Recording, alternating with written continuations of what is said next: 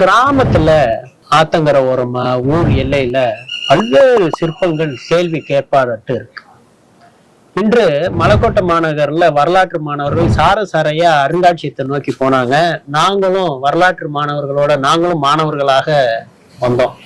காப்பாட்சியர் நிறைய பாடங்கள் எடுத்துக்கிட்டே இருக்கிறாங்க. கேட்க கேட்க கண்கள் விரிகிறது. ஒரு மிகப்பெரிய கருவூலத்தையே இந்த அருங்காட்சியகம் இருக்கின்றது. இப்ப நம்ம அருங்காட்சியகத்தோட முன்பகுதியில இருக்கின்றோம். ஒரு நடுகள் தான் அந்த ஹீரோ ஸ்டோன் அப்படின்னு சொல்லக்கூடிய வகையை சார்ந்ததுதான். ஆனா இதுல இப்ப எனக்கு என்னன்னு தெரியல, இதுல ஒரு ஆண் ஒரு பெண் இருக்கிறாங்க. இதை பத்தி தெரிஞ்சுக்கிறதுக்காக எஸ்பிசி மீடியா டிவி சார்பாக நாங்க வரலாற்று மாணவர்களோட வரலாறு படிக்கக்கூடிய மாணவர்களுக்காக இந்த காணொலியை நாங்க பதிவு செய்யறோம். வணக்கம். நம்மோட இணைந்திருக்கின்றார் மணிமுத்து காப்பாட்சியர் அவர்கள். சார், பல்வேறு தகவல்கள் நீங்க ஒவ்வொன்றும் சொல்ல சொல்ல கண்கள் எங்களுக்கு விரிவடைகின்றது. ஒரு காலத்துல இப்படிலாம் இருந்திருப்பாங்களா அப்படின்ட்டு.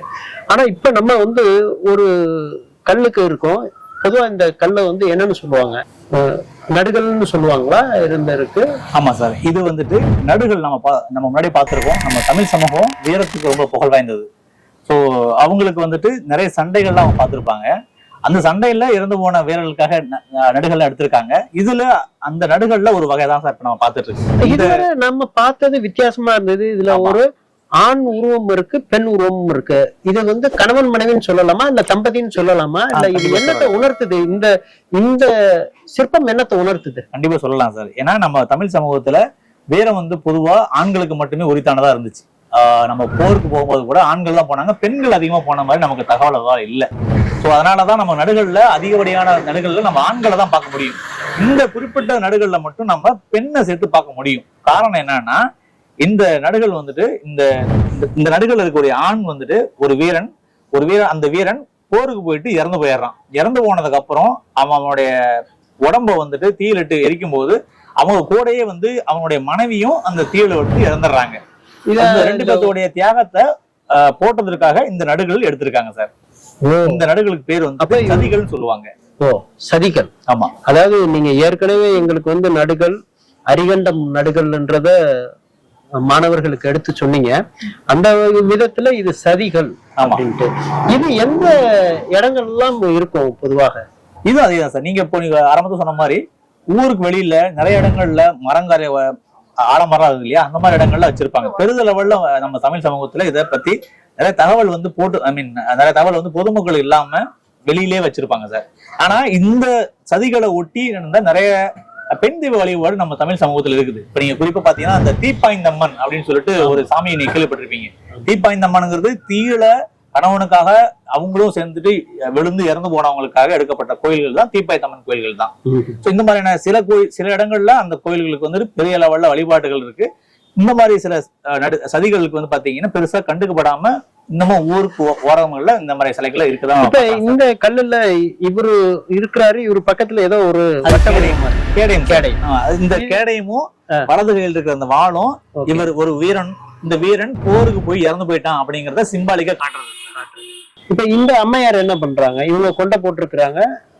இது கையில எதுவும் இது இருக்கா? தாமரை. ஆமா சார், தாமரையை கையில வச்சிருக்காங்க சார். இது சில இடங்கள்ல பாத்தீங்கன்னா அவங்களுக்கு மேல அவங்க சம்பந்தப்பட்ட அந்த சமய குறியீடுகள் இருக்கலாம்.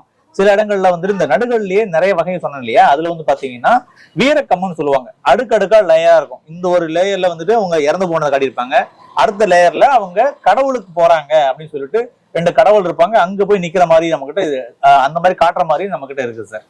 இது இறந்து போனதுக்கு அப்புறம் இந்த 2 பேருக்காக எடுக்கப்பட்ட நடுகள் சார். இந்த மாதிரி நமக்கு சதிகள் கிடைக்குது சார். ஆனா 1829 வில்லியம் பெண்டிங் பிரபு இந்தியாவோட சட்டத்தின் மூலமா சதி அப்படிங்கறத தடை பண்றாங்க. அதன்படி கணவன் இறந்துட்டாருன்னா மனைவியும் அந்த நெருப்பு சிதையிலே போட்டு உயிர் பலி கொள்றத அவங்க தடுக்கிறாங்க. இப்போ இந்தியாவுல சதி அப்படிங்கிறது முற்றிலுமா தடுக்கப்பட்டு விட்டது. நடுக்கள் அப்படிங்கிறது பல வரலாற்று தகவல்களை நமக்கு சொல்லிக்கிட்டே இருக்கு. அடுக்கடுக்கா நமக்கு சொல்லிக்கிட்டே இருக்கு. நம்ம கடந்து போறதே மிகப்பெரிய ஒரு ஆச்சரியமாக இருக்கு. ஒரு வீரம் செறிந்த மண்ணு, ஒரு போர் வீரராக இருக்கின்றார், கையில ஒரு கேடயம், ஒரு கத்தி வைத்திருக்கின்றார். அவர் போருக்கு போகும்பொழுது இறந்துடுறாரு. அந்த இறந்து அவரை தகனம் பண்ணும் பொழுது இந்த நாட்டுக்காக உயிர் நீத்த ஒரு மாவீரனுக்காண்டி தன் குடும்ப தலைவன் எறிவதை பார்த்து அந்த இல்லத்தரசையும் உடனே தீயில் பாய்ந்து தன்னை மாய்த்து கொள்ளக்கூடிய ஒரு சம்பவத்தை குறிக்கக்கூடியதா தான் இந்த கல் உணர்த்துகின்றது. இதற்கு சதிக்கல் என்றே பெயர் என்று சொல்கிறார்கள். இந்த மாதிரி எல்லாம் பார்க்கும் பொழுது நமக்கே கொஞ்சம் ஒரு உணர்ச்சி வசப்படுற மாதிரி இருக்கு. அப்ப எவ்வளவு தூரம் இருப்பாங்க ஒரு வாழ்க்கை துணை வந்து தன்னையே மாய்த்து கொள்ளக்கூடிய வகையில வந்து நாட்டுக்காக உயிர் நீத்த மாவீரர் ஒரு பக்கம், அவருக்கு ஊர் மக்களே வந்து அஞ்சலி செலுத்தக்கூடிய ஒரு சூழல், அந்த இடத்துல தன் கணவனை வாழ்க்கை துணையை இழந்த துக்கம் மாளாம தன் இன்னுயிரை மாய்த்த ஒரு பெரிய ஒரு சிறப்பு மிக்க கல் அந்த ஊரின் எல்லையில இருக்கிறத பார்க்க முடியுது. இந்த வரலாற்று மாணவர்களோட நம்மளும் இந்த சதிகள் குறித்து அறிந்து கொண்டோம், தெரிந்து கொண்டோம். இதே போல நல்ல பல பயனுள்ள தகவல்களை அறிந்து கொள்ள, தெரிந்து கொள்ள, புரிந்து கொள்ள SPC மீடியா பிளஸ் டிவியை சப்ஸ்கிரைப் பண்ணுங்க, பெல் பட்டன் கிளிக் பண்ணுங்க, ஆல் பட்டன் கிளிக் பண்ணுங்க, ஒவ்வொரு பதிவையும் லைக் பண்ணி ஷேர் பண்ணுங்க. சதிக்கல் ஊர் எல்லையிலேயோ அல்லது உயிர் நீத்த இடத்திலேயோ அல்லது தகனம் பண்ண இடத்திலேயோ இந்த கல்லை நட்டு வைப்பது மரபாக இருக்கின்றது. அந்த சம்பவத்தை குறிக்கும் வகையில பல்வேறு புடைப்பு சிற்பங்கள் வடிவமைக்கப்பட்டிருக்கின்றன. அது சதிகள் குறித்து எடுத்துரைத்த காப்பாட்சியர் மணிமுத்துடன் விஜயகுமார்.